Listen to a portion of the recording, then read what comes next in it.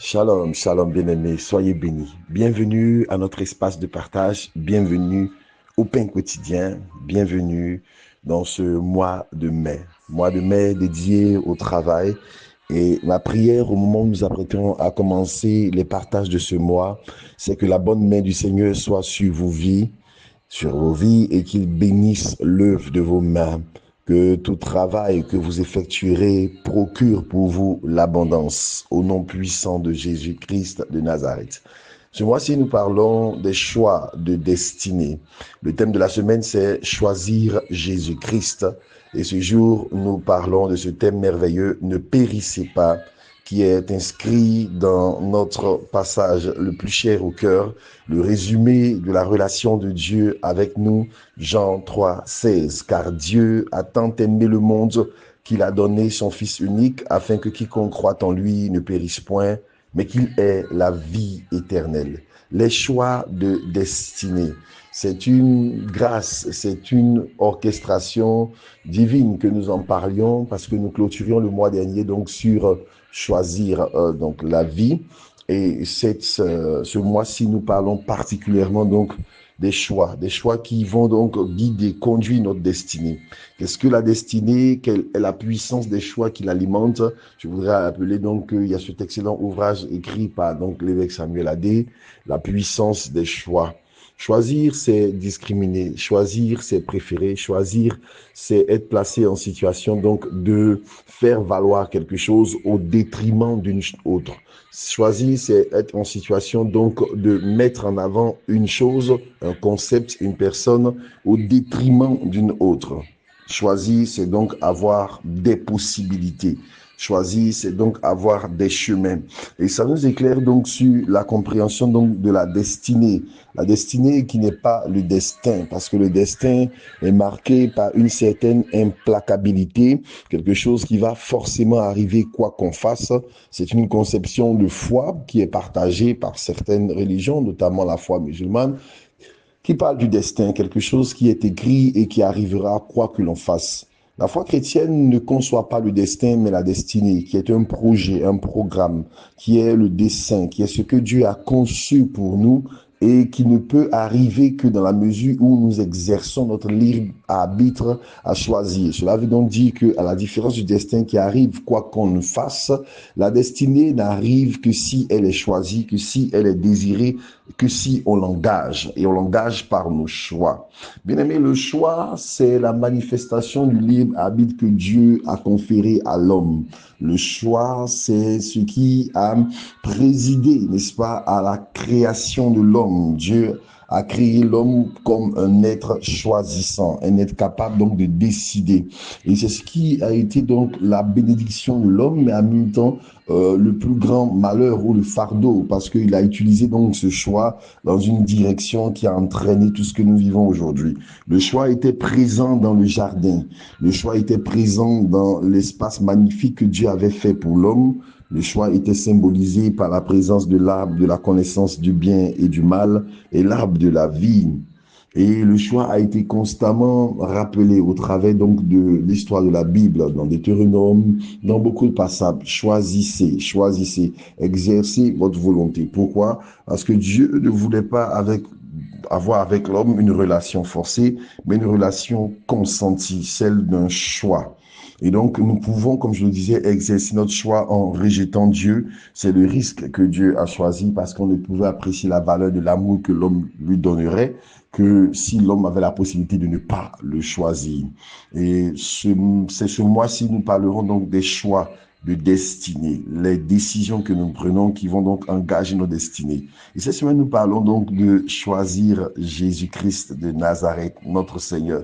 C'est le choix le plus important. Beaucoup parmi nous sommes en train de réfléchir et à chaque moment, nous avons constamment mis en œuvre des choix pour les choses les plus triviales comme qu'est-ce que nous porterons comme vêtements, qu'est-ce que nous allons donc manger aujourd'hui, comme des choix plus importants comme la personne avec qui nous partagerons le reste de notre vie en termes de mariage, comme le choix des études que nous allions faire pour notre destinée professionnelle. Donc, il y a des choix. Certains sont très importants, d'autres sont plus triviaux. Les conséquences de certaines de ces choix-là sont rattrapables, d'autres ne sont pas rattrapables.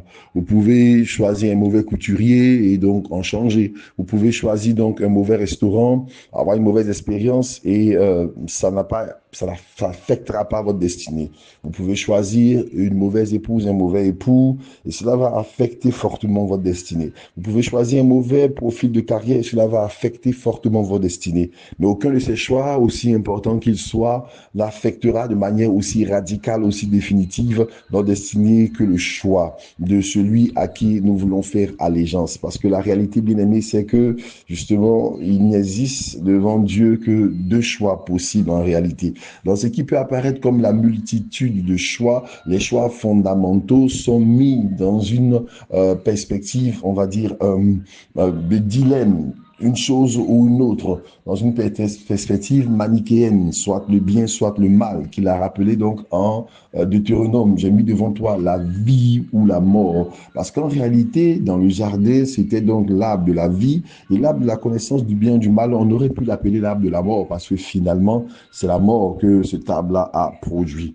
Donc, choisir Jésus, c'est choisir donc la vie. C'est ce choix-là. Si nous ne choisissons pas la vie, alors par défaut, nous avons choisi la mort. La Bible déclare que Dieu nous a donné la vie et qu'il a mis cette vie dans le Fils. Celui qui a le Fils a la vie, celui qui n'a pas le Fils n'a pas la vie. Donc, si quiconque ne choisit pas Jésus, choisit donc de façon délibérée, qu'il en soit conscient ou pas, la mort. Et ce qu'il y a dans le choix de Jésus, c'est la promesse d'être sauvé. C'est pourquoi nous parlons ce jour en disant ne périssez pas. Pourquoi? Parce qu'il y a une bête qui pense sur la vie de chaque personne qui vient à l'existence. Il y a une sentence, malheureusement, de mort que nous n'avons pas peut-être choisi volontairement, mais le choix a été opéré par nos parents et nous en sommes là. Nous pouvons nous blâmer, nous pouvons nous plaindre, mais c'est une réalité implacable. Nous n'avons pas choisi certaines choses, mais elles s'imposent à nous et nous devons pouvoir donc mettre notre volonté dans le sens donc de faire des choix qui nous incombent et qui peuvent affecter notre destinée. Nous n'avons pas choisi notre race, nous n'avons pas choisi notre genre, notre sexe, mais nous pouvons donc faire des choix qui vont maximiser ce que nous sommes. Et donc, nous n'avons pas choisi de naître de parents pécheurs, mais nous sommes nés dans le péché. Et Dieu, dans son amour, a pourvu un moyen. Il nous a tellement aimés qu'il a donc pourvu à un moyen d'échapper à cette bête en nous donnant donc Jésus-Christ de Nazareth. La Bible déclare que Dieu a tellement aimé le monde. C'est donc le tant aimé, c'est donc un amour qui existe en lui-même et qui est arrivé à un comble d'existence, de manifestation qu'il a poussé Dieu donc à l'action. Dieu a aimé le monde. Le thème est bien choisi. Il semble paradoxal parce que la Bible déclare n'aimez pas le monde, mais la Bible qui nous parle de ne pas aimer le monde, ce monde dont la Bible parle dans ce verset, n'aimez pas le monde, il s'agit du système qui combat Christ, qui combat ses desseins. Tandis que là, le monde dont il s'agit, dans ce verset, Dieu a tant aimé le monde, ce sont les individus, ce sont les peuples, quelle que soit leur tribu, quelle que soit leur culture, quel que soit ce que ces personnes sont, Dieu aime tout le monde. Et ce n'est pas un amour qui est juste une idée, c'est un amour qui est tellement fort qu'il a poussé Dieu donc à donner qui? Son Fils unique, à donner Jésus. Pourquoi? Pour que quiconque croit en lui. Et c'est là que se manifeste notre choix. Croire en Jésus. Qu'est-ce qu'il y a de contenu dans cette notion de croire? Ce n'est pas une simple adhésion donc intellectuelle. C'est donc la manifestation d'une foi qui se traduit en une obéissance et qui génère une relation vivante afin que quiconque croit. C'est cette façon de croire donc le Seigneur parlait en disant que l'œuvre de Dieu, c'est que vous croyez en lui, vous croyez en celui qu'il a envoyé. Et la Bible nous garantit que cette foi, le choix de cette foi est la clé qui nous fait échapper donc à ce qu'on appelle donc la paix. parce que le monde est condamné à périr. Tout ce que nous voyons, tout ce que nous pouvons expérimenter, tout ce que ce monde contient est marqué par le sceau d'une condamnation. Ces choses seront embrasées par le feu et périront.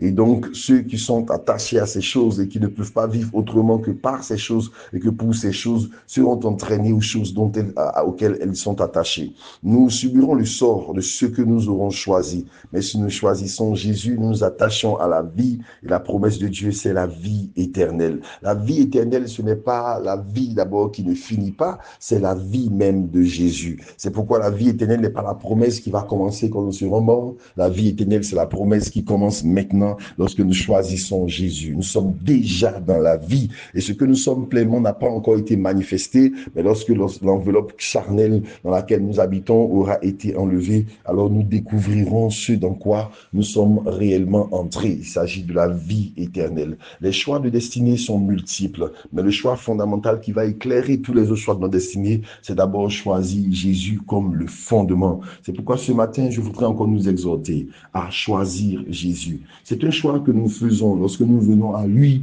en disant, Seigneur, nous voulons que tu règnes sur nous, nous nous abandonnons à toi. Mais ce n'est pas un choix qui est unique, qui est historique, c'est un choix qui est renouvelé chaque matin, renouvelé chaque instant, faire allégeance à Jésus et faire ce que Dieu veut. Je voudrais ce matin prier que la bonne main de Dieu soit sur chacun, qu'il vous bénisse. Excellent mois de mai. Choisissons Jésus et ne périssons point. Au nom de Jésus.